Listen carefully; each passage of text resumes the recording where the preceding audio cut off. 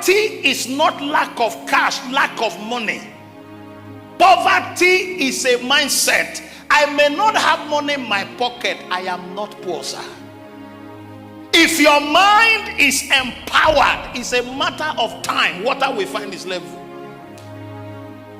If you refuse to accept your family history, if you refuse to accept status quo, if you refuse to accept the situation, and your mind is empowered, as a man thinketh in his heart, so is the man. Poverty makes a man ashamed. If you are poor, you are not representing God. When I'm doing well in my real estate business, I'm representing God in that sector. When I'm doing well in my entertainment business, I'm representing God in that sector. When I'm doing well in my food business, I'm representing God in that sector. Being financially blessed is to represent heaven well. Thy will be done on earth as it is in heaven. There is no lack in heaven, sir. Isaiah 60 and verse 1, arise and shine, for thy light is come, and the glory of the Lord is risen upon thee. Verse number 2, for behold, darkness. Listen, darkness here can mean poverty, economic crunch, and all the problems on earth. It's important to understand at this point that light is better appreciated in darkness. Light here talks about depth and insight. You need light to understand yourself, what you have, what God gave you. Take your eyes away from darkness and just reflect light. Hello guys, welcome to the show. I hope everyone is doing just fine. And we are very glad to have you here again today. Like, you heard what the man of God said, right? Poverty is not the lack of money, but actually a mindset. And that's what most people have said, that Africans are not poor because they don't have enough cash in the system. That's not the reason why. The reason is the poor mentality that we have. I would like to say that, well, these two things are connected, right? Because I have seen many people in Africa who are talented. They have a lot of skills and ability, but nobody was paying attention to them. Nobody helped them financially, so they couldn't go anywhere. Likewise, I have seen people who are just lazy, right? They don't want to do anything. They rather just sit there and complain about everything not going well for them. So it's like both ways. But I would like to say this thing, right? I believe that if we get up in the morning and started doing something, anything, your chances of breaking through with poverty will be more higher than someone who just stays at home and doesn't do anything. That is why I always encourage people, especially my African brothers and sisters, to start doing something. Start doing something. Anything. I tell people, we live in an area of social media, YouTube, Facebook, TikTok, and all the like. And these platforms can actually be a source of income for you. Now, you have a mobile phone. All you need to do is just to take regular videos of anything. Start from anything. The roads, the streets, the market, anything. And just upload it online. And with time, you can now start improving on your niche. You can now start getting better at what you do. And before you know it, your platform would have gotten really big and popular, and then you can start making some real money from it. When you wake up in the morning, don't just sit at home and complain about things being really difficult. No, don't do that. Go out there and look for something to do. Go out there and look for a way to serve people. Because the only way you can generate income is by serving other people. You have to create service for other people. You have to be of service to other people. When you serve people, in return, they shower you with their money. When you stay at home and do nothing but pray and fast, nothing will change. Nothing change. So God will never do for you what you are supposed to do for yourself. God will never come to work for you. God will never come to cook food for you. God will never put food on the table for you. You have got to do all these things by yourself.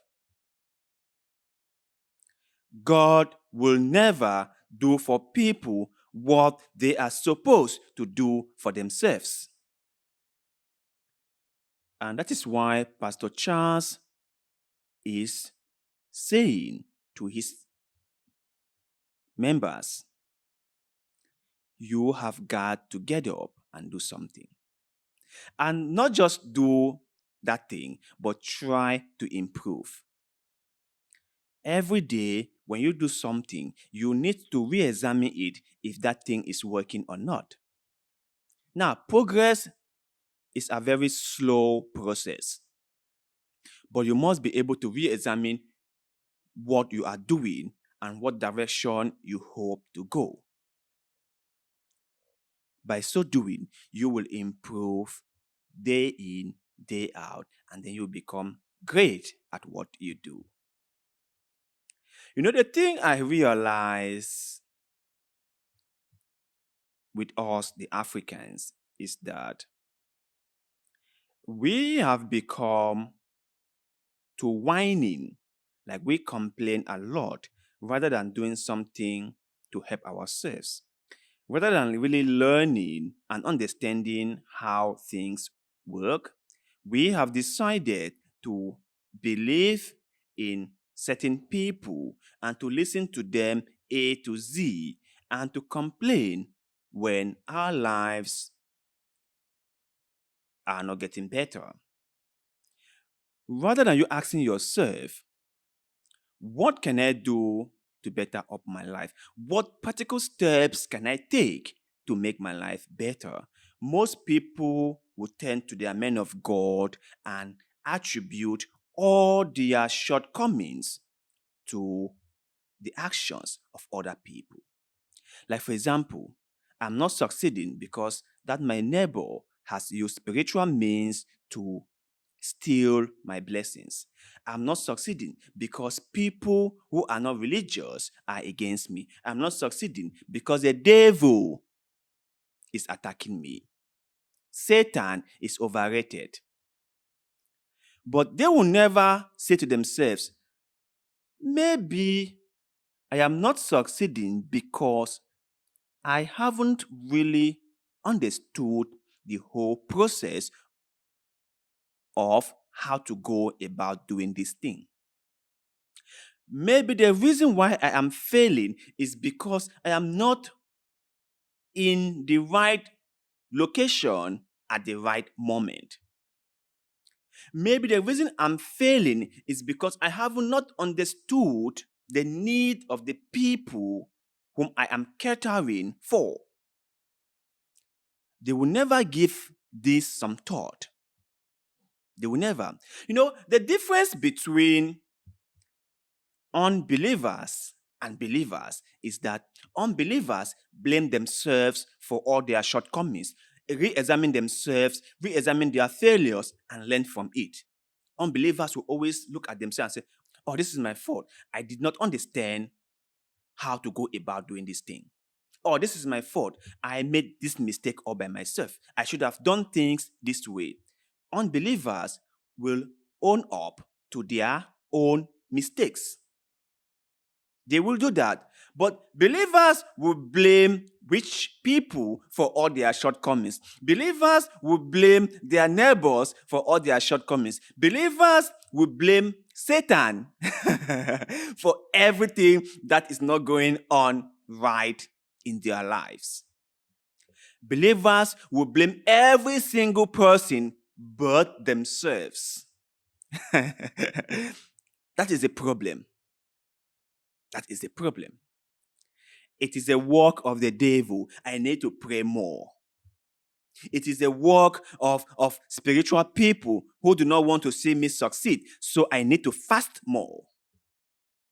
It is the handwork of that my neighbor, that mama. I know she's a witch and she has bewitched me. She's the one curtailing all my progress. So I need to give more money to the church. I need to go and see my daddy. I need to pay my tithe so that God can curse that old mama who have decided to bewitch me.